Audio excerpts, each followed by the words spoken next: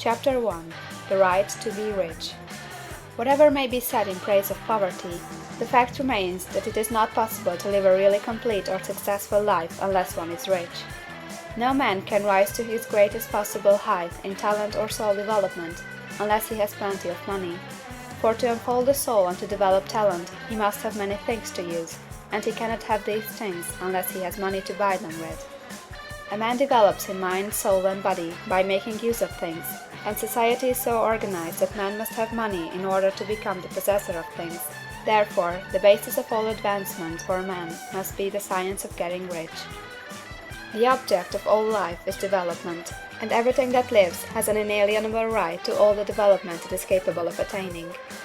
Man's right to life means his right to have the free and unrestricted use of all the things which may be necessary to his fullest mental, spiritual, and physical unfoldment, or, in other words, his right to be rich.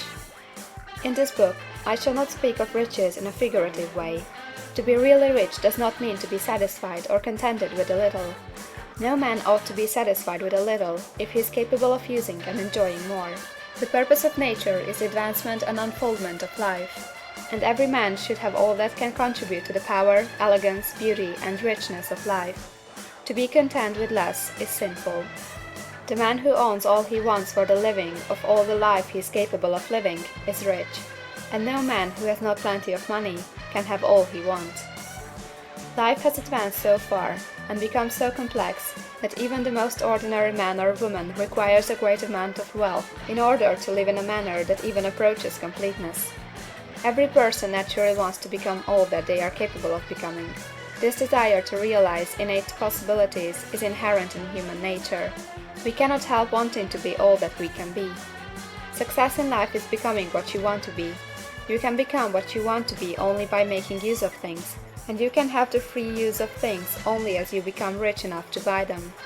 To understand the science of getting rich is therefore the most essential of all knowledge.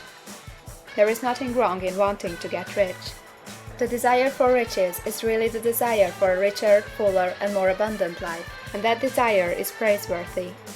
The man who does not desire to live more abundantly is abnormal, and so the man who does not desire to have money enough to buy all he wants is abnormal.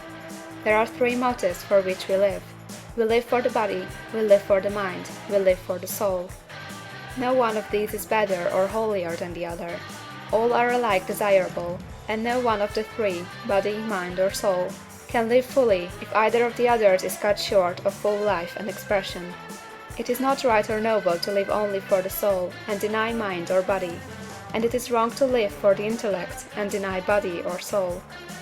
We are all acquainted with the loathsome consequences of living for the body and denying both mind and soul, and we can see that real life means the complete expression of all that man can give forth through body, mind, and soul.